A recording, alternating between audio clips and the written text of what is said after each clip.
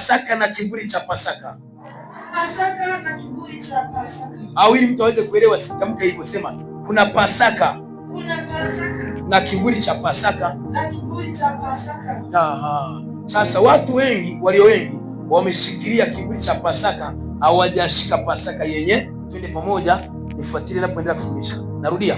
Watu wengi wameshikilia kivuli cha Pasaka, hawajaamini katika Pasaka yenyewe.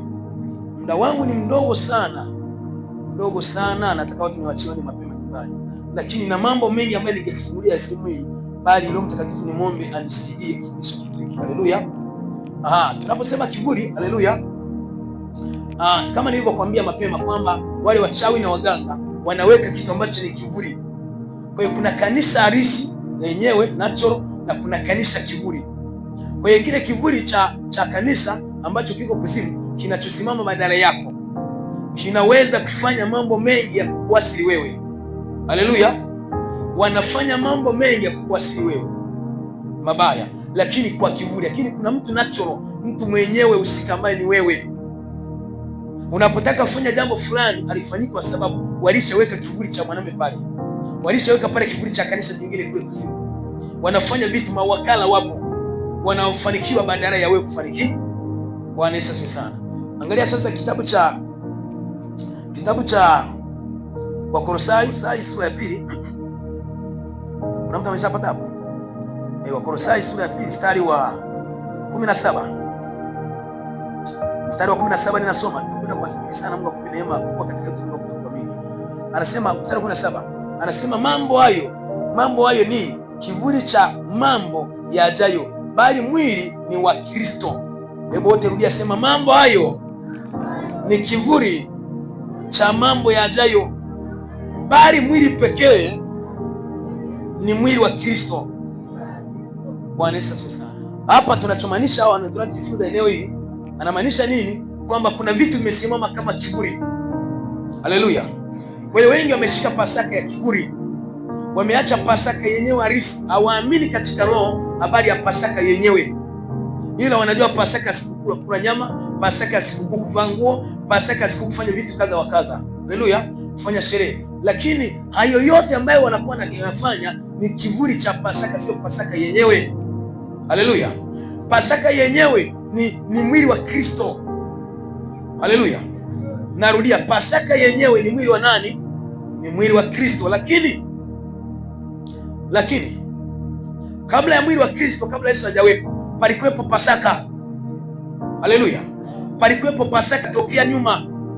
Na hiyo Pasaka bado Biblia inamaanisha kwamba kwenye Agano la Kale inafafanua jambo hili kwamba hiyo Pasaka ilikuwa inafanyika nyakati zile, ilikuwa ni kivuli. Kristo Yesu ndiye Pasaka. Bwana Yesu asifiwe sana. Kristo Yesu ndiye Pasaka. Lakini watu wanaweza akaamini vitu vingine, mambo mengine, wakachukua katika Agano la Kale tu akaamini upande mmoja. Hapana. Katika ulimwengu wa roho, katika kutambua na kujua wewe mwenyewe, unatakiwa amini kwamba hivi Pasaka ni Kristo mwenyewe. Anasema kwenye kitabu cha Wakolosai 2:17, mambo hayo ni kivuli cha mambo yajayo, bali mwili ni wa Kristo. Bwana Yesu asifiwe sana. Nyakati zile walikuwa wana sadaka. Haleluya. Walikuwa na sadaka, walikuwa wameelekezwa kwamba watatafuta kondoo, wanatafuta mbuzi, alafu watachinja yule mbuzi, alafu damu hiyo ni sadaka. Sasa unanielewa mpendwa?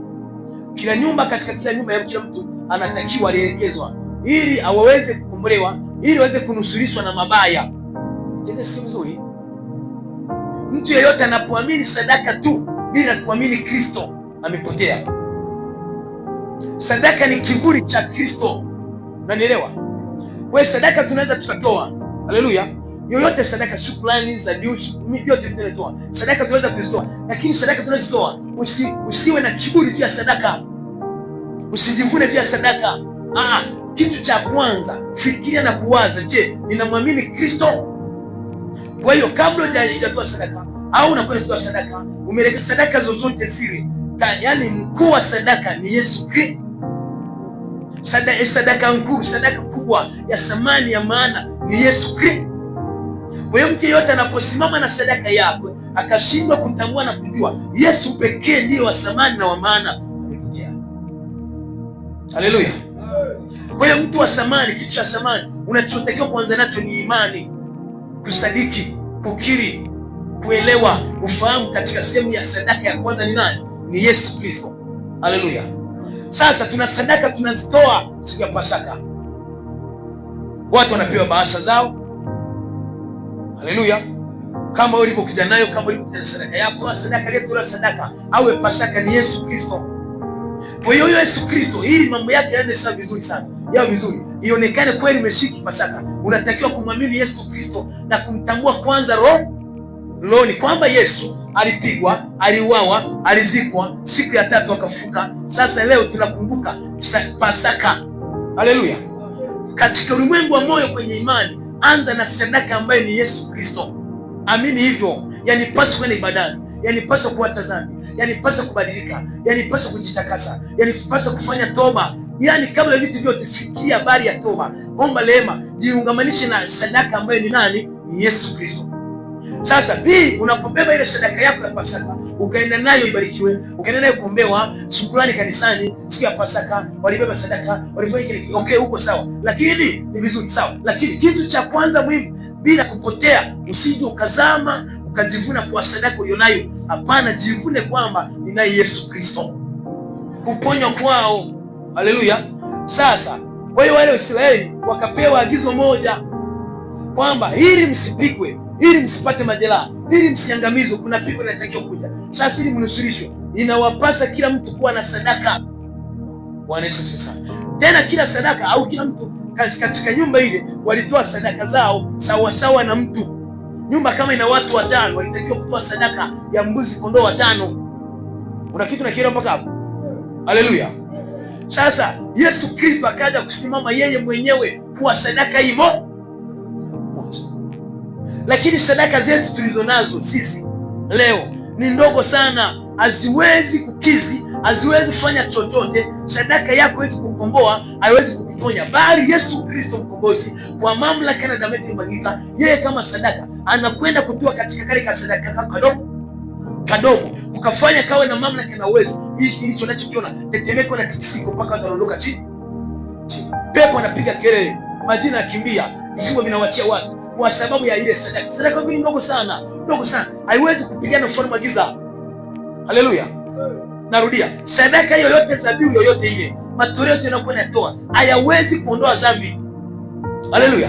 Ila anayeweza kuondoa dhambi ni sadaka ile kuu ambayo ni Yesu Kristo. Akikutanishwa na ile sadaka yako ndogo, inaita ni ndogo. Shika mkono wako, mwambie sadaka yako ni kadogo. Changamoto ulizo nazo, vitu vinayo ni kubwa sana, matatizo, mazala, mitego ni kubwa sana. Haleluya. Kwa mfano kama sadaka hii tunatoa, tunasema tumeomba hivi, nimeomba labda leo tena ndio. Wakati naomba nimesema hivi, Mungu kupitia sadaka hizi watu wote wakombolewe, biashara yako kufanikiwa, biashara kubarikiwa, toa barikiwe nini, okay. Lakini sadaka yako hiyo haiwezi kupigana ufalme wa giza, ila Yesu Kristo, kwa sababu yeye ni sadaka, unatoa sadaka hiyo ndogo ya kawaida tu. Mimi naita ni ndogo, 10,000, 50,000, ni laki, ni milioni, chochote unachokitoa, hata wote kiwanja tujenge kanisa, lakini bado inaitwa ni sadaka na ni ndogo katika habari ya ukombozi wa Yesu Kristo kutukomboa sisi, mpaka yule aliyemwaga damu. Bwana Yesu asifiwe sana. Nyakati hizo Agano la Kale walipewa agizo kitu moja kwamba watachinja mbuzi, watachinja kuku, watachinja kondoo, alafu watoa ile damu ambayo ni sadaka zao, alafu imimini na kuipaka kwenye milango ya nyumba yao. Haleluya. Haleluya. Haleluya. Ili pigo lolote, majeraha yote, ubaya wote ule unapotaka kupiga mara fulani, nyumba zao ziwe salama, maisha yao, afya zao, watoto wao, ndoa zao zipate kuwa salama. Bwana Yesu asifiwe sana. Lakini ile sadaka haiwezi chochote mpaka Yesu Kristo aliyemwaga damu yake. Ndio sadaka hiyo, ndio sadaka zote. Unapokuja ibadani kuja Pasaka kama hivi, Jumapili na wote ule umebeba dhabihu, umesimama sadaka yako, labda uombewe, chochote kile ni sadaka. Lakini kumbuka kwanza, moyoni mwako umejaza, Roho wa Mungu amejaa, mbingu inatambua na kujua kwamba sadaka hiyo imebeba kubwa ya kwanza. Unaye Yesu Kristo, unamwamini Kristo, unamkiri Yesu, mkiri huyo. Sasa ile shilingi yako 200, ile 10,000 yako, ile 3,000 utakwenda kusikia pepo anasema kwamba yani sadaka hizo kama umesema hapa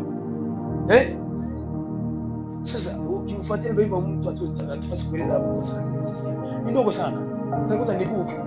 Lakini ufalme agiza kule vitu vya kuzimu, ufalme wa tawala ukisha wote wameharibikiwa moja kwa moja. Asiamini kwa neno, waamini kwa tendo. Shika mkono wenzako, mwambie huyo ndio Mungu tena. Tunaanza na Yesu kwanza, ambaye ni sadaka kubwa. Unamweka moyoni, alafu sadaka yako ya kawaida tu, kubwa ndogo, lakini itakuwa na thamani sana, kwa sababu iko damu ya Yesu Kristo ambaye ni mwana kondoo aliyefanyika kwa Pasaka kwa ajili ya wanadamu tupate kuokolewa. Haleluya. Kutoka 12. Kumbuka nimeshakwambia kuna kivuli. Haleluya. Usisahau jambo hiyo. Kutoka 12. Kitabu cha Kutoka sura ya 12 ninasoma mstari wa 13 ninasoma mpaka 14. Mstari wa 13 mpaka 14. Nakwenda spidi mno umetuacha. Mstari wa 13 mpaka 14. Anasema mstari wa 13.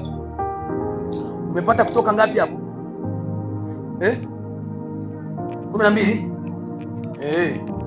Kutoka sura ya 12 mstari wa 13 ninasoma mpaka 14. Nasema, na ile damu itakuwa ishara kwenu katika zile nyumba mtakazokuwemo, nami nitakapoiona ile damu nitapita juu yenu, lisiwepo pigo lolote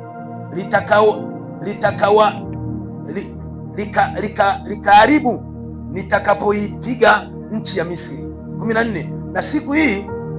Na siku hii itakuwa ukumbusho kwenu, nanyi mtaifanya iwe sikukuu kwa Bwana, mtaifanya iwe sikukuu katika vizazi vyenu vyote kwa amri ya milele. Bwana Yesu asifiwe sana. Yaani mtaifanya hiyo sikukuu. Bwana Yesu asifiwe sana. Hii sikukuu inayoongelewa hapa ni sikukuu ya Pasaka. Kwa hiyo Pasaka ilianza kutokea kule, haleluya. Lakini nyakati zile Pasaka wao walikuwa wanachinja. Haleluya. Pasaka ya kwanza waliamriwa, walielekezwa anatakiwa kuwa na chochote wamechinja. Bwana Yesu asifiwe sana. Sasa badala ya kwamba sisi leo Agano Jipya tuchinje, hiyo hatuchinji sasa, bali sisi aliyechinjwa ni Yesu Kristo mwana kondoo, aliyemwaga damu, aliyeuawa. Bwana Yesu asifiwe sana. Haleluya. Sasa sisi tukabakiza na sadaka za kawaida.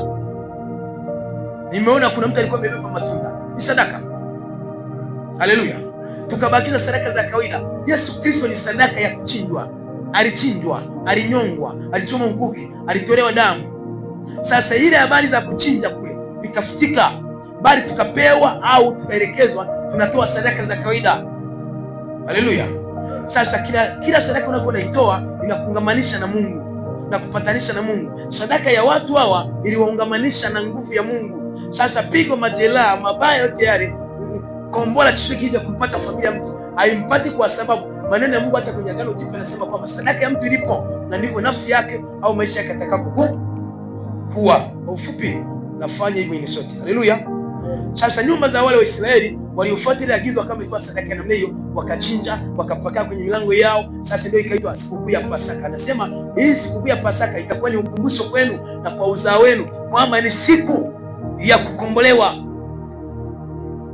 ya kuhamishwa, kutolewa kwenye vifungo vya giza. Sasa Pasaka yetu sisi kwenye upande wa Kristo ni siku ya kukumbuka Yesu aliyetufia msalabani, au Yesu aliyefufuka kwa ajili yetu. Haleluya. Anasema akashuka chini kuzimu, akazitoa funguo ndani ya siku 3, akamnyang'anya mamlaka shetani. Bwana Yesu asifiwe sana. Sasa hiyo siku 3 iko chini, akafuka, aliibuka na ushindi. Kwa hiyo ushindi wetu ni msalabani. Haleluya. Wao nyakati zile ushindi wao walitambua na kukumbuka wakati alipomwaga ile damu ya sadaka za kondoo zao.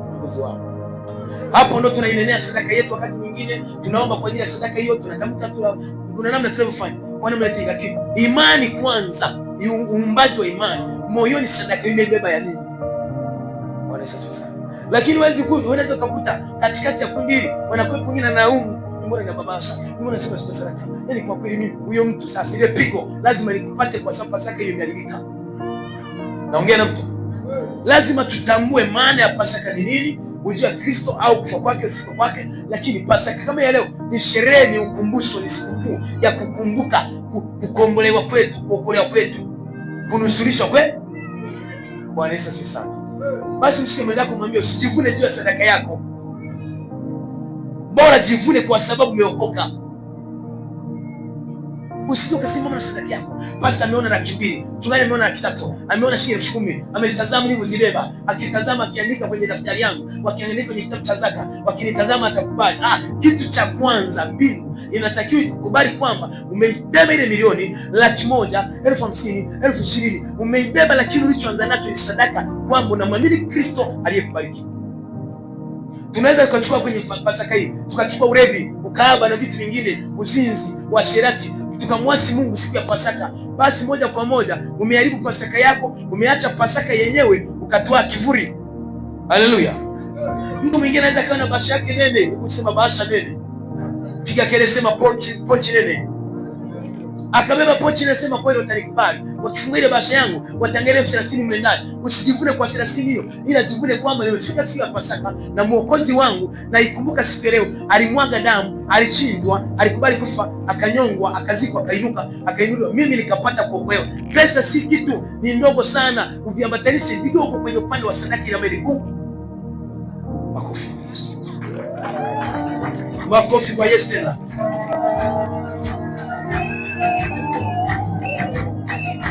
Pasaka ilikuwa ni sadaka zao walizoambiwa kwamba mtachinja, mnaviweka kwenye milango yenu. Hiki kilikuwa ni kivuli, kinawakilisha kwamba kuna Yesu Kristo baadaye. Ni unabii wa Pasaka yenyewe ambayo ni mwanadamu Yesu Kristo. Haleluya. Sasa damu za kondoo, damu za mbuzi, damu za kuku, si pesa hizi tunazitoa, haziwezi kuondoa dhambi. Haleluya. Wale watu, nisikilize vizuri, walikuwa wanatoa sadaka zao hizo, walikuwa kila mwaka, sio unajua, kila mwaka mara moja, kama mara moja mara mbili kila mwaka. Sasa zile sadaka walizokuwa wanazitoa zilikuwa haziwezi kuondoa dhambi. Haleluya. Lakini sadaka Yesu Kristo, Pasaka yetu ambaye Kristo, yeye Kristo anaponya, yeye Kristo anabariki kwa sadaka yenyewe, lakini kwa sadaka yenyewe inatakasa sadaka yako ndio kwa samani. Kwa sadaka yenyewe pia inaondoa na dhambi. Ile sadaka zao walipewa kufanya namna hiyo, lakini ilikuwa iondoi dhambi. Bwana Yesu asifiwe sana. Kilikuwa ni kipo mbadala, kipo kwa muda, ilikuwa ni kivuli ambacho kinakwenda kufanya kazi baadaye. Yaani kinaashiria, kinatengeneza unabii kwamba mbeleni patakuwepo Yesu Kristo ambaye ni Pasaka ya kweli. Bwana Yesu asifiwe sana. Hebu wote tamka, sema kivuli. Piga kelele, sema kivuli. Haleluya. Unielewe. Watu wanaamini sadaka kuliko kumwamini Kristo. Wanaamini mafuta kuliko kumwamini Kristo. Wanaamini zaka kuliko kumwamini Kristo. Yaani vitu hivyo ndivyo anavyotazama. Usitazame kitu hicho, mtazame Mungu kwanza, mlete kwenye zaka. Anasemaje? Mtazame Mungu kwanza, mlete kwenye kuku. Utakuja kuona kuku yako bado ni ndogo. Utakuja kuona kondoo yako ni ndogo. Yuko mwana kondoo Yesu Kristo mkubwa kuliko ile kondoo wako. Unaelewa? Sasa watu wanaweza kaota viburi, wakajiona wa thamani wa maana. Haleluya. Akaringa matoleo yake, shukrani yake, vitu hivyo. Hata wakati mwingine ukajikuta pepo mchafu anakufaa. Kwa sababu gani? Unajua sadaka moja, unajua Pasaka moja ya wale kondoo waliokuwa wanachinjwa, ile kondoo zilizokuwa wanachinjwa zilikuwa ziondoi dhambi. Haleluya. Lakini sadaka hii Yesu Kristo, Pasaka wetu kuu, anaondoa dhambi. Vile Petro akawa anapita na ubiri Injili. Sasa watu akawa waweze kuwagusa kwa mikono. Haleluya. Nataka kufundisha nini? Kivuli na chenyewe kinafanya kazi kwa sehemu fulani. Kivuli kinafanya kazi kwa sehemu fulani. Petro sasa akasonga na mkutano, watu wengi pale, wengi sana. Sasa Petro akaweza kuwagusa kwa mikono. Sasa ile watu wakatandaza magodoro chini pembeni, majambi pembeni kwenye njia atakapopita. Wakasema ingawa kwamba Petro atakapopita kivuli chake, kwa kivuli chake. Sasa kile kivuli kilikuwa kinapita wale watu, akipita kile kivuli, akimsogelea kivuli. Haleluya. Kile kivuli kikafanya kazi, kurahisisha kazi. Watu wakapona wengi kupitia kile kivuli, wengine pia wanawekewa mikono. Haleluya. Sasa mimi naweza kusema sadaka unaibeba siku ya Pasaka ni kivuli cha Pasaka. Hiyo sadaka usitazame, usiabudu, usikie kiburi, hapana. Waza habari ya damu ya Yesu Kristo. Yesu aliyeuawa kuku wako ni wa kawaida, ila ukimbeba ile sadaka ambayo ni sadaka kwa Yesu Kristo, ukamungamanisha na kile sadaka yako, na Mungu anakubariki, Mungu anatuheshimu, akikutazama moyoni kabisa, shabaha yako na imani yako imelenga kwenye sadaka ambayo Yesu Kristo. Umenielewa? Unafunguliwa. Kuna mtu anatoka sehemu fulani anaelewa, piga Yesu makofi.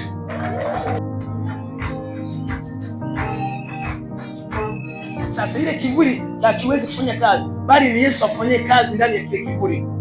Haleluya. Kwa hiyo tunatakiwa tusiamini kwenye kiburi, bali tumwamini Yesu Kristo. Sasa power Yesu Kristo ndio kwenye kile kiburi ije kwetu ikuponye. Anza na Yesu sasa, alafu kiburi kifanye nini? Mtamenielewa nadhani. Tupige hatua. Matendo ya Mitume. Matendo ya Mitume sura ya 5 mstari wa 14. Matendo ya Mitume sura ya 5 mstari wa 14. Mstari wa 14 nasoma mpaka 15:16. Anasema walioamini wakazidi kuongezeka kwa Bwana, wengi wanaume na wanawake.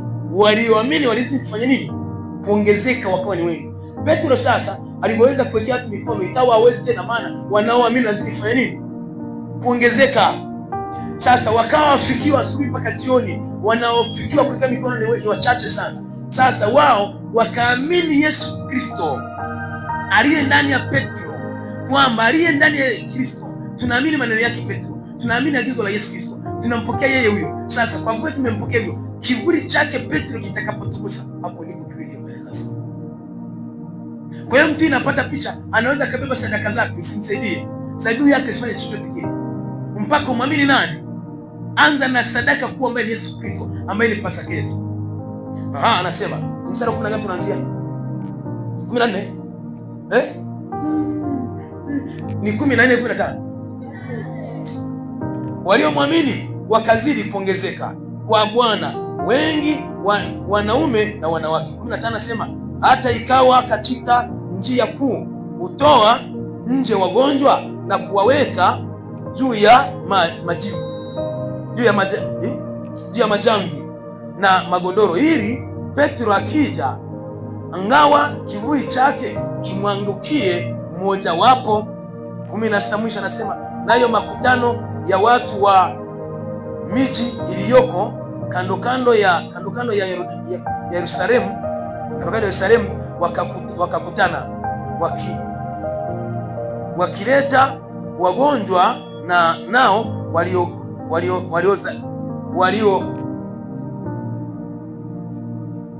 wakileta wagonjwa nao waliouziwa na pepo wachafu, nao wote wakaponywa.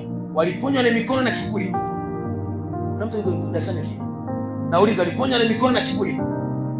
Waliponywa kwa kiburi, lakini kiburi hawapasi kuamini kiburi. Wanatakiwa wamwamini Yesu Kristo, kwamba sasa ni Yesu, na mwamini Yesu Kristo, nikisimama na sadaka yangu, yeye kwa sababu ni sadaka yake, yeye kwa sababu ni sadaka, na mwamini Yesu Kristo. Sasa ukimwamini Yesu Kristo, mimi ni kiburi, na unanielewa? Mchungaji ni kiburi cha Yesu Kristo. Yesu Kristo ndiye anayeponya, ndiye anayeokoa, ndiye anafanya kazi ya hizo zote, ndiye anayepiga na wachawi. Pastor hawezi, mchungaji hawezi, anayeweza ni nani? Ni Yesu Kristo, ambaye ni sadaka ya uponyaji na ukombozi. Kwa hiyo sasa unataka upokee muujiza wako siku ya Pasaka, siku ya Pasaka, umepewa agizo moja, kumwamini Kristo kwanza, kuacha dhambi, kuacha uasi. Haleluya. Ndipo utakapokuwa salama, maana Yesu Kristo ndiye nini? Ndiyo nini? Ndiyo Pasaka yetu. Haleluya. Haleluya. Sasa watu wengi wanaacha Pasaka Kristo, wanaamini kiburi umepotea. Wanaacha kuamini Yesu Kristo, wanaamini kanisa letu sisi, fire, nguvu ya upako, nguvu ya ngurumo, kanisa letu sisi, tetemeko la mwambani, mwamba mlimani. Wanaamini vitu vya namna. Mwaminini Yesu Kristo kwa jina la kanisa. Wingi wa watu hausaidii chochote. Kitabu cha pasta hivi hakisaidii chochote. Mwaminini Yesu Kristo, alafu pasta taona miujiza inafanyika kwake. Haleluya, haleluya. Mwaminini nani? Kristo. Tusiamini vitu ambavyo ni vipuri. Mtazame Yesu Kristo na yeye mwenyewe. Kwa hiyo watu wanaacha Pasaka yenyewe, wanaamini vipuri, na hata sio kuamini tu, mpaka wanavitumikia vile vipuri. Bwana Yesu asifiwe. Yesu Kristo ambaye ni sadaka ndiye anayeweza kuondoa dhambi, ndiye mkombozi. Haleluya. Basi sasa wakaondolewa katika habari ya damu za kafara hizo, wakaondolewa katika habari za mbuzi, kuna nini, kutoa sadaka za kuchinja, kuteketeza mambo na hiyo, wakaondolewa ile sadaka. Kwa sababu iliondolewa kwa sababu ile sadaka haifuti dhambi. Bwana Yesu asifiwe. Unaweza usielewe unapitia. Haleluya. Kuna sadaka nyakati hizo walikuwa na sadaka zile mbalimbali. Sadaka ya kununuliwa, sadaka ya kuteketeza, sadaka ya ondoleo la dhambi. Haleluya. Sasa nyakati hizo walikuwa wakichinja ile damu na wakipaka kwenye madhabahu, ile damu kwenye milango, ile kama ulivyoona kwenye kitabu cha Kutoka. Sasa hiyo sadaka ya kuchinja ilikuwa inaondoa dhambi nyakati hizo, lakini baada ya hapo iliondolewa. Hakuna sadaka yote yenye kuondoa dhambi. Narudia, sadaka yoyote ya kuchinja, ya kuteketezwa, ya fedha na mali haiondoi dhambi. Kwa hiyo sio kazivuna kwa sadaka kwamba sadaka inaondoa dhambi, hapana, bali sadaka kazi yake inakungamanisha na Mungu tu, lakini dhambi inabaki pale pale mpaka dhambi uitubu, dhambi uiache, mpaka muamini Yesu Kristo kuacha pombe, muamini Yesu Kristo uache ukahaba, muamini Yesu Kristo uache ulevi, muamini Yesu Kristo uache mapodozi, muamini Yesu Kristo uache mafuta upako hayo, muamini Yesu Kristo muabudu katika roho na kweli, muamini Yesu Kristo uvae mavazi yanayokustiri, muamini Yesu Kristo muabudu katika roho na nini, kwa maana ya kuacha dhambi. Sasa wao walikuwa wanategemea sadaka, nitapeleka kondoo wangu, nitapeleka mbuzi wangu. Kuna watu kanisani wakati mwingine anajivuna kwa sadaka yake, anajivuna alinunua spika, mimi ni wasamani pale, niweka pale spika, mimi ni wasamani weka vigari, mimi ni wasamani jenga kanisa, mimi ni wasamani nimeweka kinanda pale, mimi ni wasamani wanawezeshaga sadaka zinazowashika mwishoni, nilinunua viti, nilinunua makapeti kaka pale, nijenga madhabahu weka vigari. Ni sawa, lakini hiyo sadaka haiwezi kukukomboa kupeleka mbinguni. Kinachokukomboa ni sadaka moja ambayo ni Pasaka, Yesu Kristo. Haleluya. Kwa damu yake Yesu Kristo umetakasika, anaenda mbinguni, anapata kibali, anapata mamlaka ya Mungu, si kwa sababu ya sadaka. Anapata mamlaka ya Mungu kwa sababu imeanza kwa kumwamini Yesu Kristo. Si kama kuna mtu anatafuta na leo.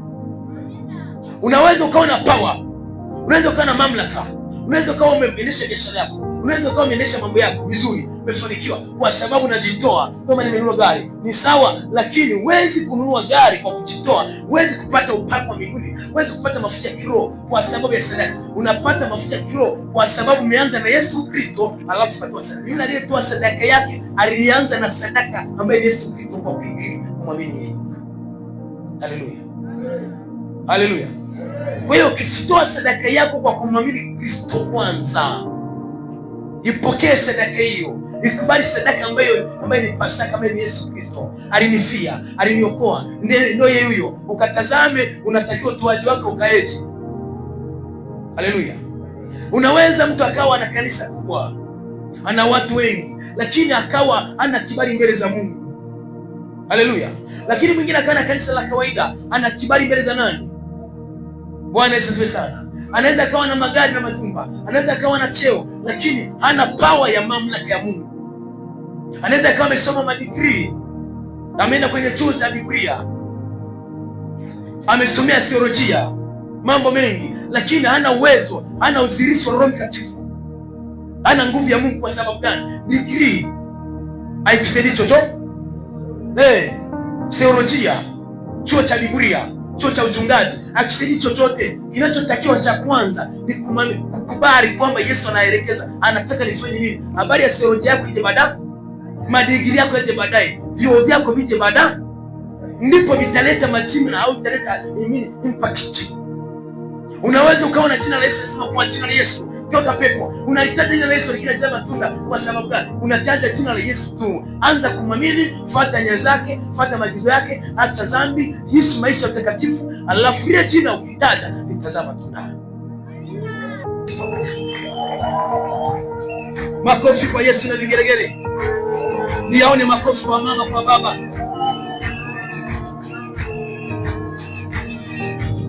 Wa baba makofi, makofi kama vigeregere. Haleluya. Hebu angalia kitabu cha Waebrania 10. Waebrania. Kwa hiyo tumeona kwamba kivuli cha Petro kilikuwa inafanya kazi. Haleluya. Ikamfurahishia watu kupona mapema na wao pia, lakini walianza katika kumwamini Kristo.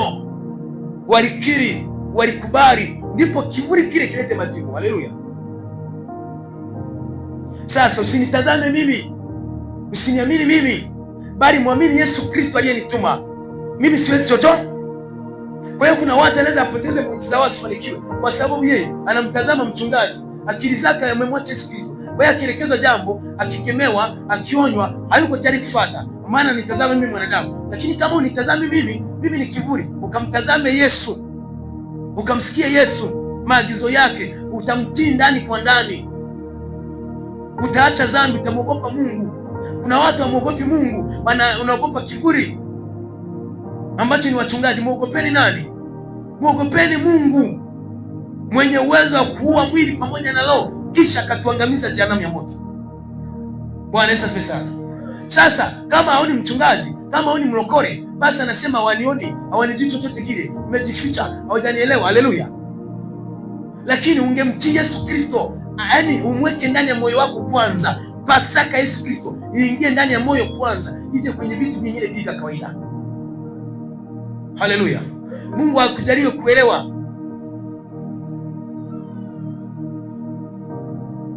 Nimesema kitabu gani? Waebrania sura ya 10. Waebrania sura ya 10. Hapa sasa ndio nataka uwe makini sana. Futa habari ya sadaka hizo. Fikiria kwanza Yesu. Usijivune juu ya matoleo ulionayo. Yaani jipige kifua kwamba nina Yesu kwanza, matoleo yaje baadaye. Na wewe unayetoa sadaka yako, hakikisha kwamba umeanza na Yesu, sadaka ya ndani. Mungu yuko makini sana na jambo hili kuliko vitu vingine. Tunaweza tukapotea. Sadaka hii kuu inayoweza kuondoa dhambi, Waebrania 10. Basi nenda kwenye mstari wa kwanza mpaka mstari wa 4. Mstari wa kwanza mpaka mstari wa 4. Hapo uelewe vizuri sana. Hao walikuwa na sadaka za aina mbalimbali. Sasa ilikuwa ni sadaka ambayo inaondoa dhambi. Sadaka yoyote ile haiwezi kuondoa dhambi. Ila sadaka inaweza kuwa na uwezo mkubwa, ukabarikiwa, ukafanikiwa. Lakini sadaka unaibeba, unaitoa, haiwezi kukubariki. Sadaka hiyo inakubariki kwa sababu umemwamini Yesu Kristo. Haleluya. Umemsadiki yeye, umempa yeye, imeungamanishwa na sadaka ambayo ni Pasaka, ambayo ni Yesu Kristo aliyetolewa. Nitakuonyesha baadaye. Mstari wa kwanza, Waebrania 10 mstari wa kwanza. Basi torati kwa kuwa ni kivuli cha mambo, ni kivuli cha mema yatakayokuwa, wala si sura yenyewe ya mambo hayo. Anasema torati ni kivuli cha agano jipya, maana yake ambaye ni Yesu nani? Yesu Kristo. Anasema wala sio kitu chenyewe sahihi, bali ni kitu ambacho kia mambo kitakachokuwa baadaye. Kwa hiyo nyakati ile walikuwa wanatoa sadaka ya kuondoa dhambi. Amefanya dhambi, anatoa sadaka, anatoa, inaitwa dhabihu. Dhabihu kwa lugha nyingine ni kafara, lakini kwa lugha ya kafara wengi wanaifahamu kama kafara ni watu waliotoa kuzimu, wametambikia njia panda, wameua mtu, labda amenyoka kitu kingine, inaitwa ni lugha ambayo mara nyingi wanaitumia kule kuzimu kwamba ni kafara, lakini maana ya dhabihu pia inamaanisha kafara.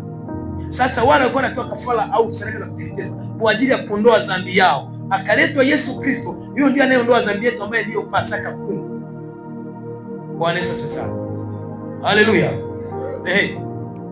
Basi torati kwa kuwa ni kivuli cha mema yatakayokuwa, wala si sura yenyewe ya mambo hayo. Anasema kwa dhabihu zile wanazozitoa kila mwaka daima, haiwezi wakati wowote kuwakamilisha. Haiwezi wakati wowote kuwakamilisha wakaribiao. Kukaribia kumtafuta Mungu, kukaribia kwenye huduma, kukaribia katika kutafuta uwezo wa Mungu. Haleluya. Kwa hiyo dhabihu ni kivuli cha mambo ya ajabu, anamaanisha nyakati hizo. Haleluya. Kwa hiyo sadaka sasa haiwezi kukamilisha. Anayeweza kutazama sadaka sana, naomba ukomeshe habari ya kuamini kwa sadaka. Hii ndio nasimama naye, mchungaji niombe mimi hiyo sadaka, yani weka pembeni. Unaye Yesu, unamwamini yeye, amekuzuia nini? Anakataza nini? Maagizo yake ni yapi? Basi mpendo, utakuwa umemsaidia pastor. Sadaka yako itajenga, sadaka itakubariki, sadaka itakuwezesha. Lakini sadaka hizo za nyakati za dhabihu hizo zilikuwa ziwezi kuondoa dhambi. Ni sadaka ya pekee Yesu Kristo ndiye anayeondoa dhambi. Hapo ninasoma kwenye habari ya tofauti ya dhabihu. Siku nyingine Mungu akinipa neema nitakufundisha aina nyingine ya dhabihu.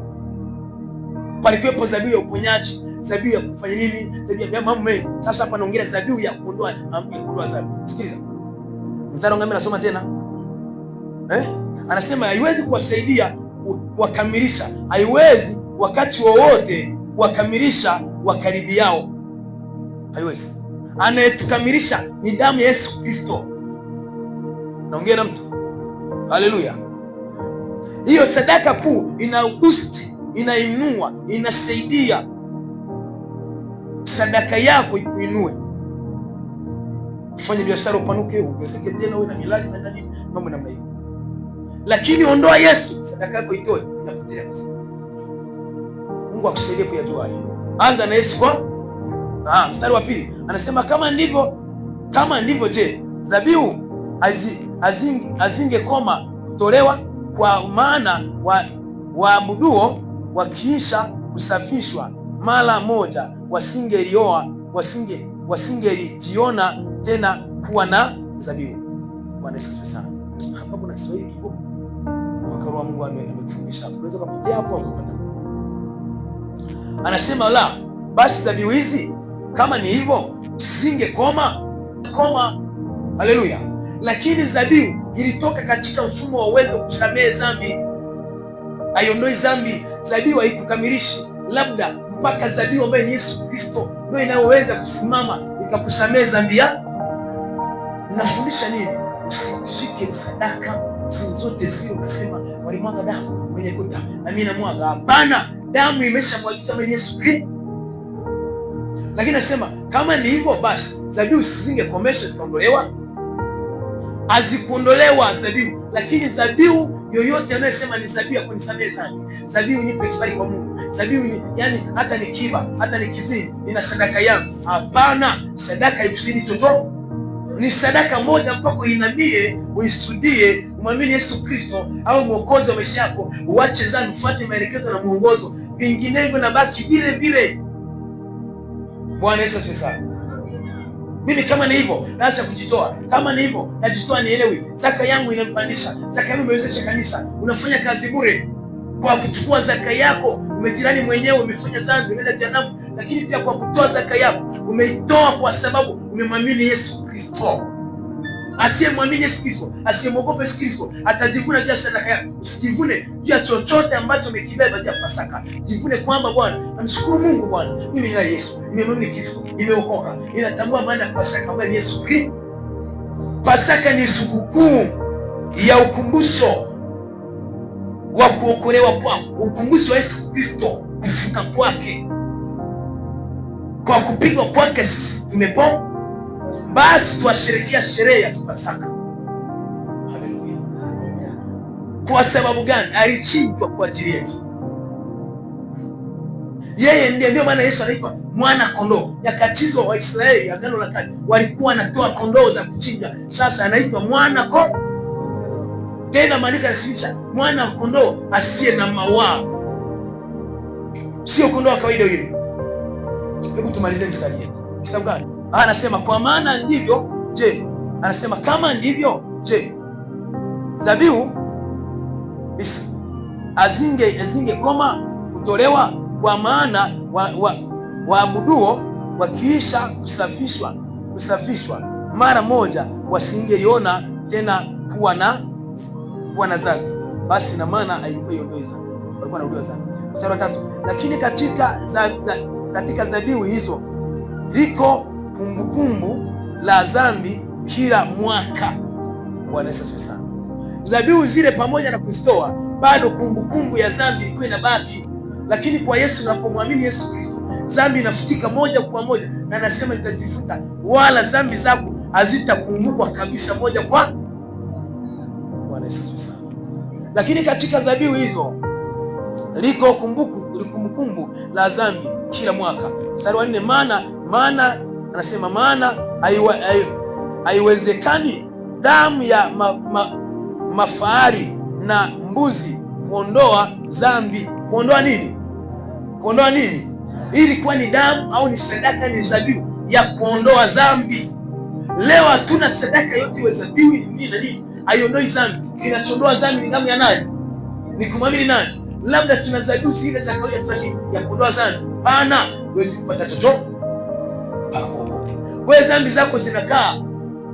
Ulete mamilioni, umwage hapa, yani dhambi yako itabaki pale pale. Ununulie mchungaji gari mkabisi, dhambi iko pale pale.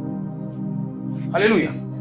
Wewe natakiwa uache dhambi, utuwezeshe upambe kanisa. Okay, Bwana akubariki. Sadaka za namna hiyo zinakubariki wewe, zinakunemesha, zitakuinua, zikufaidishe, lakini dhambi inabaki pale pale. Na hiyo sadaka ili kubariki ni pale utakapomwamini Yesu Kristo. Nimempa Yesu Kristo, nimetoa sadaka yangu. Lakini ukiyumba, ukitetemeka kwamba hii sadaka ni ya kawaida, yuko Yesu Kristo aliyetoa sadaka, yuko Yesu Kristo ambaye ni Pasaka, aliyetolewa kwa sadaka. Hii ya kwangu ni ya kawaida. Kwa kumwamini Yesu Kristo na kumwogopa yeye, kumtii yeye, sadaka yako inazaa majibu ya kubarikiwa. Shika mkono wako, muulize umetoa kiasi gani ile sadaka? Mbona ni ya kawaida hiyo? Ipo sadaka ya samani ambayo ni Yesu Kristo. Sasa kale ka sadaka kwa kwangu na kwa kwako kapate kuleta majibu, lazima uanze na hii sadaka mwana kondoo Yesu Kristo asiye na maana. Alafu hii kondoo yako yenye ya kawaida ndio itaweza kukustiwa ikawa na uwezo. Lakini hata hiyo na uwezo haiondoi sana mpaka kwenye habari ya dhambi kufanya tu. Makofi kwa Yesu.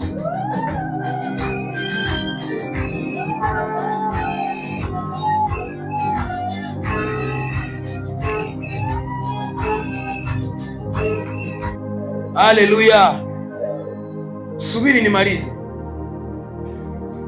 Moyo anatumwa ni tutambie takatifu. Subiri nimalize, ninapokupeleka utapaelewa. Haleluya. Usinitoe kwa tamde mwe tutanyia hewani. Sikiliza. Mstari wa 5 anasema kwa hiyo ajapo ulimwenguni Yesu Kristo manake. Kwa hiyo ajapo ulimwenguni asema dhabihu na toreo, dhabihu na toreo ukutaka, lakini mwili uliniwekea tayari. Haleluya. Anasema ajapo ulimwenguni atasema, au anasema dhabihu na matoreo, anasema hayataki kwanza, ila mwili wake kwanza. Sasa usije kuwa kwenye mbele ya mchungaji, mbele ya kanisa, ukajiinua ukana maneno ya kutamka habari za sadaka zako. Mwili wa Kristo anasema mstari wa 6, sadaka za kuteketezwa na sadaka za dhabihu hakupendezwa nazo. Yani hakuzipa kipaumbele vitu hivyo. Kipaumbele cha kupendezwa nacho cha kwanza, anapendezwa na ukimwamini yeye. Haleluya. Nimeteketeza, nina sadaka ya kuchinja, sadaka nina nini, sadaka nina nini. Yani kitu cha kwanza anataka kumwamini yeye hata kama ingekuwa ni pastor mchungaji, ameweka kipaumbele pesa, ameweka kipaumbele uchumi, hela, vyakula na nini, anataka kujinemesha. Mungu apendezwe na wewe. Acha sadaka pembeni kwanza, tafuta roho za watu.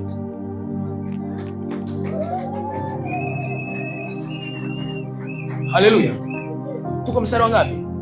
Mstari wa 7 ninaendelea, anasema mstari wa 7 anasema ndipo niliposema, tazama nimekuja katika gombo la chuo, nimeandikiwa nifanye mapenzi yako Mungu. Mapenzi ya Mungu. Ndipo akasema ninaingia katika gombo, naingia katika maandiko mazuri ya kumtakatifu Mungu. Nafuata hicho, niyafanye mapenzi ya nani? Mstari wa 8 anasema hapo juu asemapo dhabihu na matoleo na sadaka za kuteketezwa na hizo za dhambi na hizo za dhambi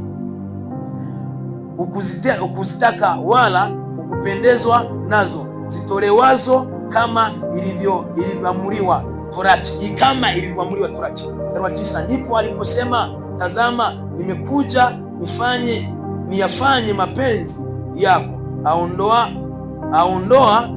Aondoa la kwanza, ili kusudi alisimamishe la pili. Bwana Yesu asifiwe sana. Kusudi alisimamishe la pili. Hii inakupa picha kwamba ile kuchinja kwa kwanza, haleluya, Pasaka ile ya kwanza iliondolewa. Kuna Pasaka hii ya mwana kondoo ambaye ni Yesu Kristo. Mstari wa 10 labda tumalizie pale eti.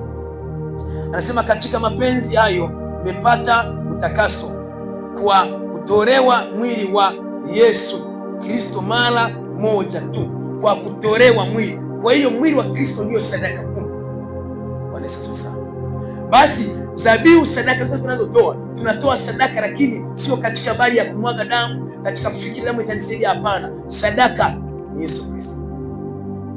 Haleluya, haleluya. Katika mentality na ufahamu na fikira zako zianze na sadaka ambaye ni Yesu Kristo. Sadaka yako ndio itakupa kibali cha sadaka.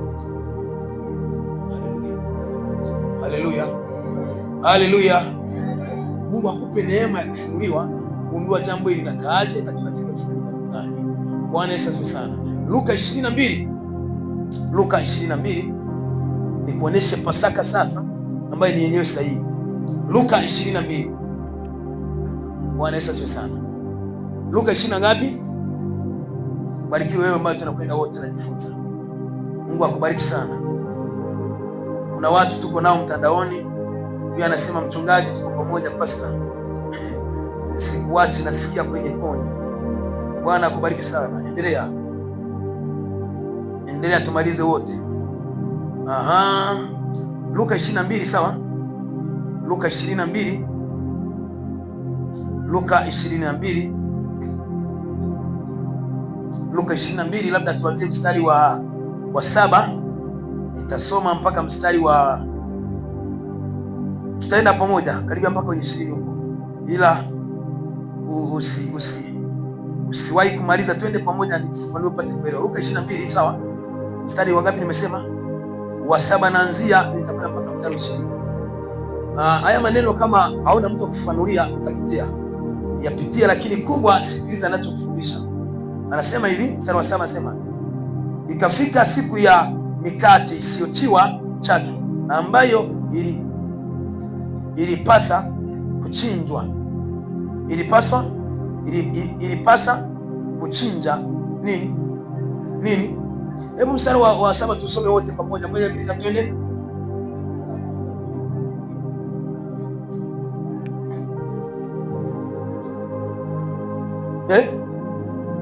Ambayo ilipasa kuchinja Pasaka. Haleluya. Ikafika siku ya mikate isiyotiwa chachu. Sehemu nyingine inaitwa ikafika siku kuu ya mikate isiyotiwa nini? Chachu, kifuatilia kwenye maandiko mengine. Haleluya.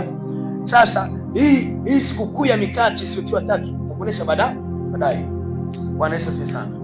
Eneo la mkate usiotiwa chachu popote unaposoma ilikuwa ni siku kuu zinazokukumbushwa wa Pasaka. Kwa nyingi za aina mbalimbali. Iko hivi. Mkate usiotiwa chachu.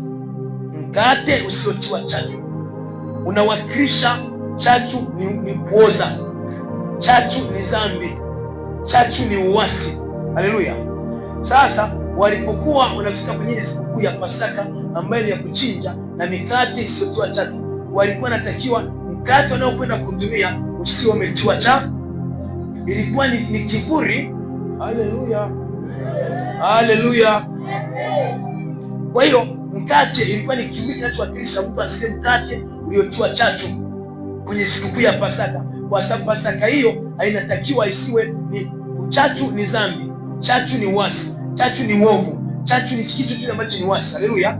Basi sasa walikuwa na ile Pasaka yao ili ionekane imekamilika hiyo Pasaka yao, sikukuu ya mikate ya kuchinja ya Pasaka. Ilikuwa ile Pasaka mkate usio umetiwa chachu. Ule ambao umechacha mkate haugusi. Haleluya. ilikuwa inawakilisha kitu hiki cha leo, kwamba hivi Pasaka yetu ya leo, nitakueleza baadaye, inatakiwa mtu anayekula Pasaka au aliyesherehekea Pasaka ajitakase yeye kwanza, asiwe na chachu. Kuna mara fulani Yesu alimwambia kwamba jihadhari na chachu ya Mafarisayo. Chachu ya Mafarisayo alikuwa anamaanisha, ilikuwa ni lugha ambayo anaitumia, chachu ya mikate, chachu ya dhambi za Mafarisayo, tabia za Mafarisayo, uasi wa Mafarisayo. Tulikuwa tunasema nini? Ulaghai, mauzauza, au tunasema nini kingine? Ila za Mafarisayo.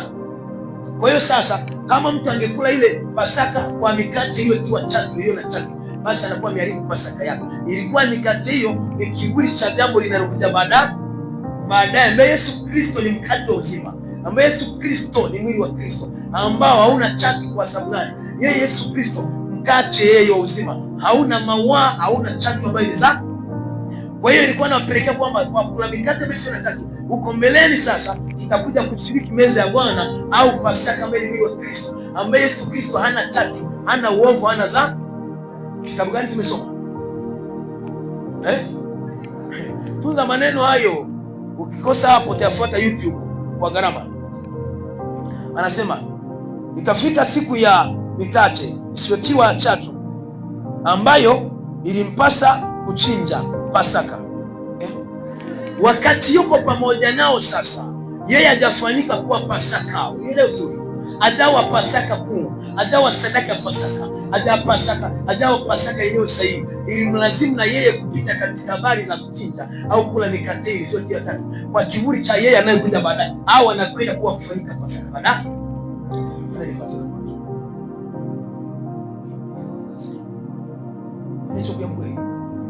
Kuna kitu nakielewa?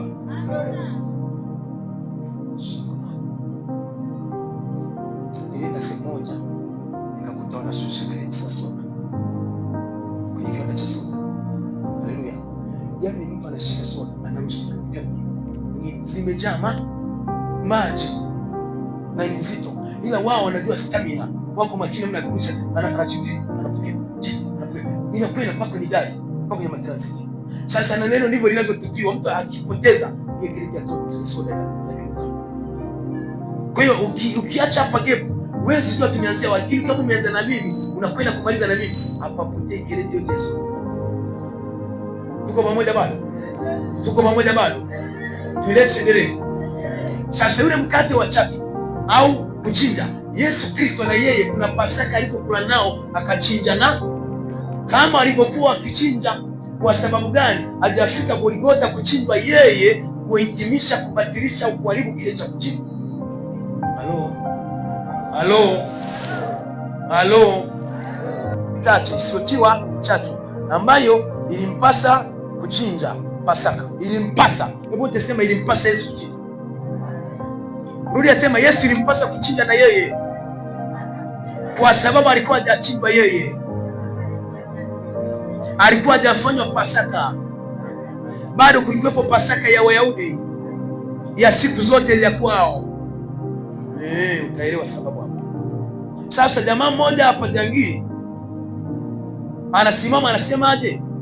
Anafundisha kwenye vitabu vitakatifu, anasema kwamba kama Pasaka hii ya leo kunatakiwa mtu aje na mbuzi, aje na kuku, aje na kondoo, wote tuchinje, alafu tutakapochinja tumimine damu kwenye kuta. Haelewi kilikuwa ni kivuli cha zamani. Anasema hapa, anasema Yesu kwamba sasa Yesu na yeye kwa sali chinja, na sisi tuchinje siku ya Pasaka tumimine damu. Umepotea. Hii ilikuwa ni kivuli.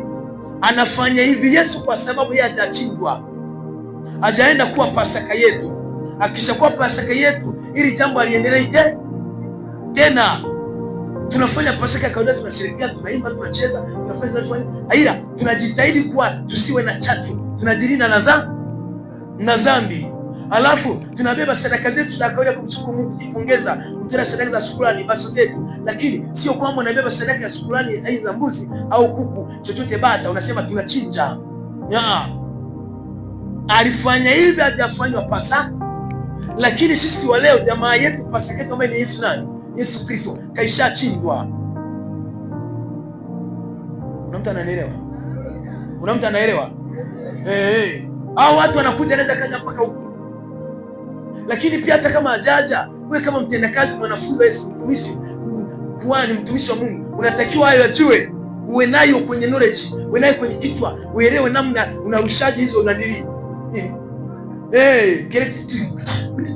Yaani haiondoki yote. Akija mtu na maandiko hawezi kuimbia. Umeyaelewa, umejua kwa ufasaha. Wewe ni mwalimu wengine baadaye, ni nuru ya wengine baadaye, wewe ni nuru ya ulimwengu baadaye. Haleluya! Inatupaswa Kristo, watendakazi, washirika, viongozi wa Mungu, haya tuyajua, wachungaji. Mstari wa 7 hapa kwani unapigia watu. Akafika siku ya mikate isiyotiwa chachu, ambayo ilimpasa kuchinja Pasaka. Ambayo ilimpasa kuchinja Pasaka. Inakupa picha, toka nyuma walikuwa wanachinja Pasaka. Yaani wasingefanya Pasaka bila kuchinja. Walitakiwa chinje, wamimine damu kwenye madhabahu popote pale. Wanasema hiyo ilikuwa inatimia Pasaka, na mamlaka ya Mungu ilikuwa inawatokea na walinda kwa sadaka hiyo. Alafu kwa sadaka ya Pasaka ilikuwa inaondoa dhambi. Lakini baada ya siku moja hiyo sadaka haiondoi dhambi. Wala tuchinji hivyo. Tunajua sadaka za kawaida ni mbuzi, ng'ombe mzima utoe hivi kama hivi. Kuna mtu amenielewa? Tunabaki kumtazama Pasaka yetu ambayo ni yeye mwana kondoo. Mstari wa 8, akawatuma Petro na Yohana akisema, nendeni mkatuandalie Pasaka tupate kuila. Unaelewa point hiyo? Waandae vitu vya kuchinja. Watikisha chinja wapase kuila, wapate kwa nini? Wakamwambia, mstari wa 9, tuko pamoja, wakamwambia, wataka tuandae wapi? Akawaambia, tazama, mtakapoingia mjini mtakutana na mwanamume akichukua mtungi wa maji. Mfuateni mkaingie katika nyumba atakayoingia yeye. Tuko mstari ngapi wapendwa? Wa 10. Nataka tusiachane. Mstari 11. Na mtamwambia mwenye nyumba, mwalimu akuambia, kiwapi chumba cha wageni nipate kula Pasaka humo pamoja na wanafunzi wangu. Bwana asifiwe sana. 12. Naye atawaonyesha chumba kikubwa ghorofani, kimekwisha andikwa, andaeni humo. 13. Wakaenda wakaona kama alivyowaambia, wakaiandaa Pasaka.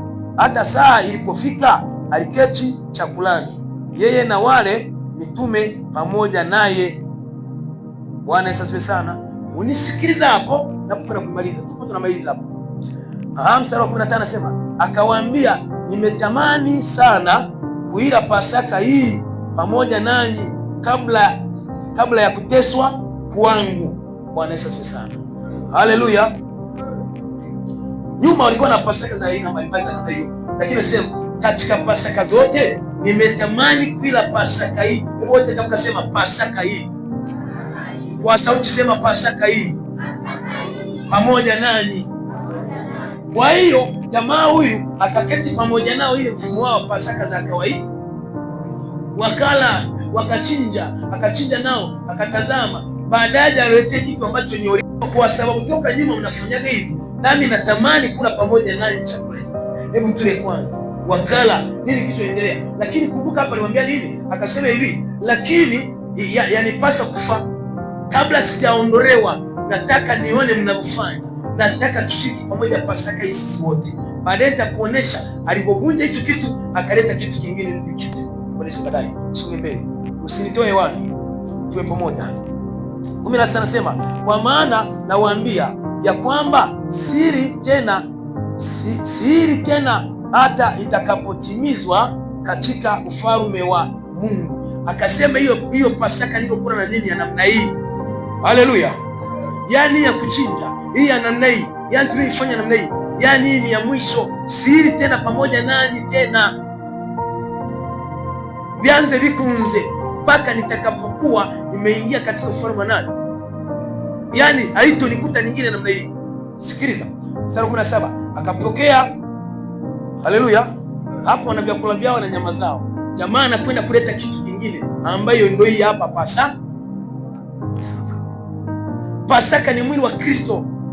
Sikiza, anasema 17, anasema akapokea kikombe, akashukuru, akasema twaeni hiki mgawanye ninyi kwa ninyi.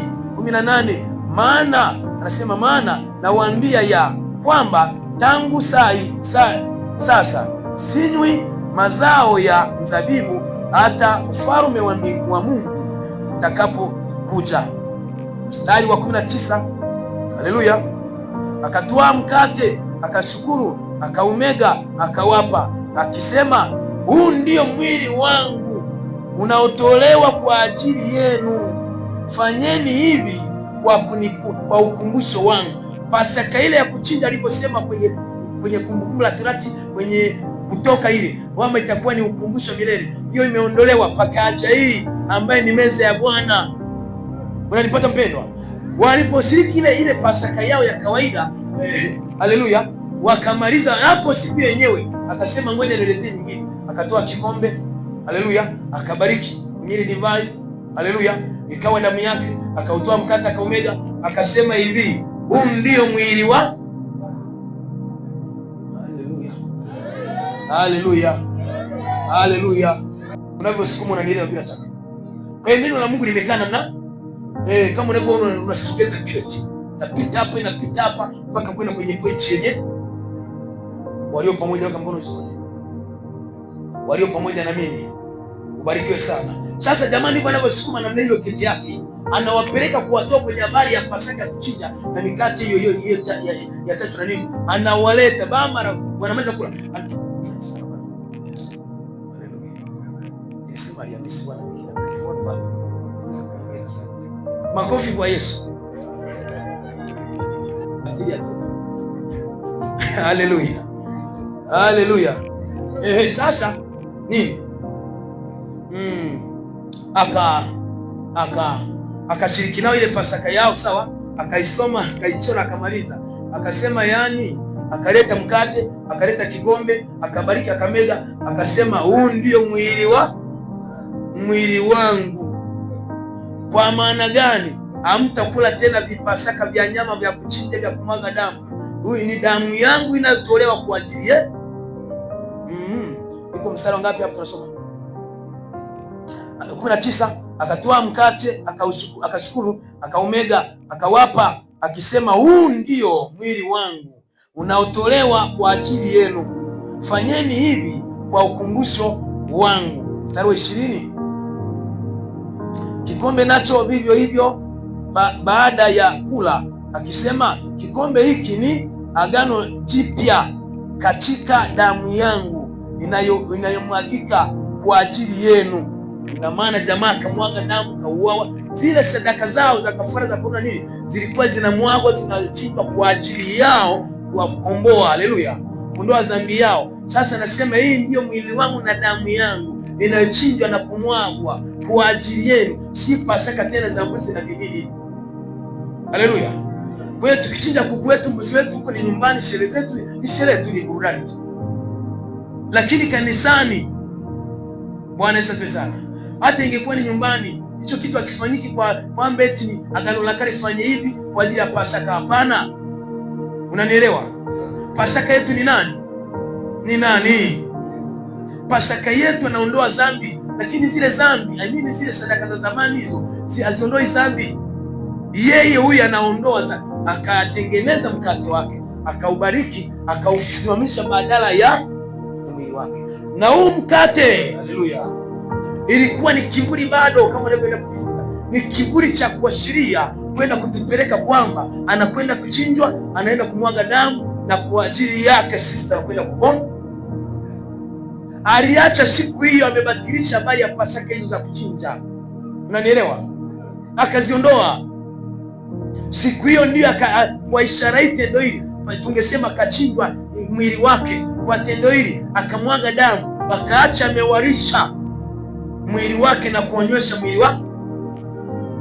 Halo, halo, halo. Mstari wa 20, Kikombe nacho vivyo hivyo. Baada ya kula akasema, kikombe hiki ni agano jipya katika damu yangu inayomwagika kwa ajili yenu. Bwana Yesu asifiwe sana. Vile vile akasema, ni mwili wangu, ni damu yangu inayokwenda kumwagika, iliyomwagika kwa ajili yenu, kwa ajili yenu. Mchungaji, tunaishia wapi kumuona Yesu kama ni Pasaka wetu? Haleluya. Ni kupeleka kwenye kitabu cha Yohana sura ya kwanza. Yohana sura ya kwanza. Yohana sura ya kwanza. Kuna mtu tuko pamoja? Ubarikiwe sana. Tunamaliza hapo. Yohana sura ya kwanza. Yohana sura ya kwanza. Yohana sura ya kwanza mstari wa 28. Yohana sura ya kwanza mstari wa 28.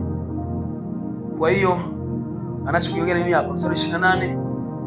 Mstari wa 28 nasoma mpaka mstari wa 29.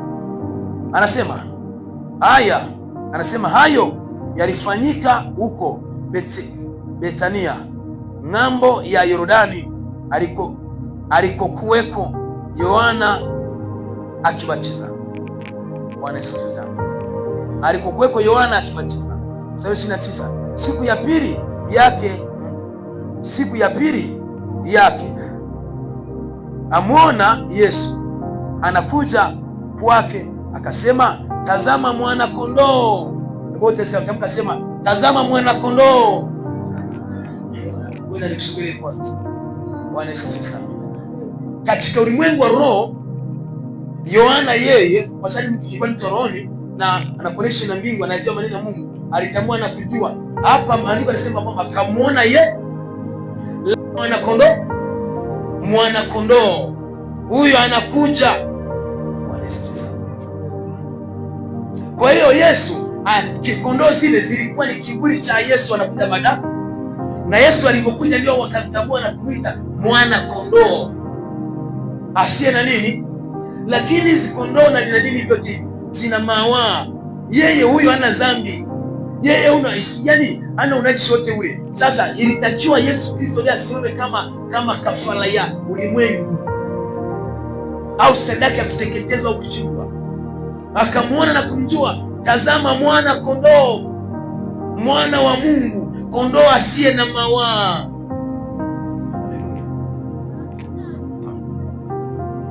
Nauliza tena, kuna kitu umekielewa? Makofi kwa Yesu na vigelegele. Makofi kwa Yesu na vigelegele. Makofi kwa Yesu. Makofi kwa Yesu na vigelegele.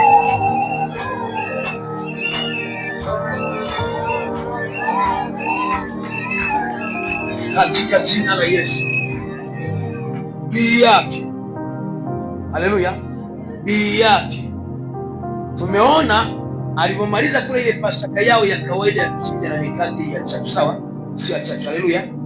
Ndipo akakitoa kikombe akabariki, ndiyo mwili wa siku hiyo yenyewe. Wakamla Pasaka kwa njia ya imani, kwa tendo la imani, kwa kushiriki hiyo meza ya Bwana. Kwa hiyo kila Pasaka, yani kuikamilisha, iko kwenye vipande viwili. Kuelewa hivi kama ulivyoelewa sahihi, umesimama vizuri, umejilinda na mawaa na dhambi, umeomba toba na kwenda pia kwenye kalamu yako kwa kujilinda na kila chachu ya dhambi na kwa kutenda aliyo mema nyumbani mwa Mungu na nje hapa. Haleluya. Bii yake pia ingependeza tunapokuwa tumejiandaa siku kama hivi ya leo, anasema fanyeni hivi kwa ukumbusho, kwa kunikumbuka mimi. Wakashiriki Pasaka kwa njia ya kushiriki meza ya Bwana. Basi inatakiwa kama hivi nimeweza kujifunza, kama tusingekuwa bado tumefungamanwa na tumefungamishwa na Pasaka za nyumbani, nyama ya vyakula vyangu, mtu angetakiwa bado avumilia abaki ili tuingie katika process na utaratibu wa kushiriki meza naye. Maana alipovunja ile Pasaka ile ya kwao, hapo akabariki hapo akasema, ni damu yangu na mwili wangu. Unaelewa? Hapo ndio tunasema kwa sisi tunaifanya Pasaka kama alivyoifanya yeye. Hiyo siku ya Pasaka akaharibu kile, akasema mtafanya hivi kwa kukumbuka hiki, sio hicho. Kilikuwa ni kivuli. Sasa baada ya hapo Yesu akafa au akauawa, akafanyika kwa Pasaka yeye. Unaanza na Yesu, unaleta vitu vingine baadaye. Alielewa. Simama juu. Sijaona makofi. Shangilia, leo ni Pasaka. Leo ni Pasaka, vigeregere na shangwe. Vigeregere na shangwe. Vigeregere na shangwe. Yesu. Ni Yesu. Ni Yesu. Yesu. Yesu. Ni Yesu.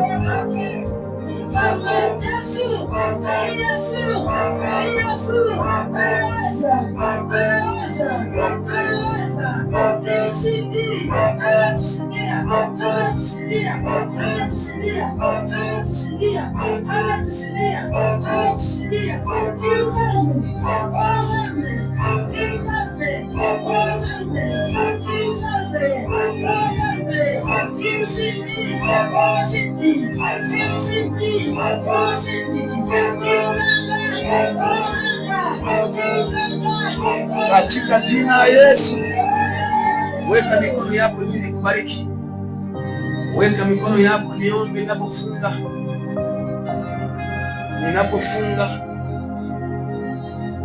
katika jina la Yesu Kristo. Mungu mkuu mwenye uweza na mamlaka, ninabariki watu hawa na ibada njema ya leo. Ninapowatakia Pasaka njema isiyo na chachu, Pasaka wetu mwana kondoo isiyo na mawaa wa damu yako Yesu Kristo. Umetusamehe na kutusafisha. Tangu leo hii tunakataa kiburi cha Pasaka, tunakutazama wewe Yesu ambaye ni Pasaka halisi. Roho Mtakatifu, watu wani wasamani, uweza wako na mamlaka upite katika ujumbe wa leo. Mpe kila mmoja kutambua na kujua jambo hili, aliyeko mahali hapa na huyo pia anayetufuatilia ibada zetu mtandaoni. Roho Mtakatifu wajenge, warishe, wanyweshe, wape neema ya kuacha kiburi cha Pasaka na kukufuata wewe katika roho na kweli. Katika jina la Yesu tumeomba, wote sema amina.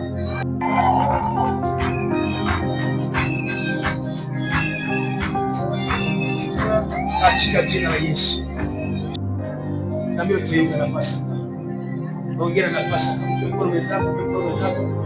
Ongera na Pasaka. Ongera, barikiwa sana. Ikiwezekana mwambie karibu nyumbani. Katika jina la Yesu.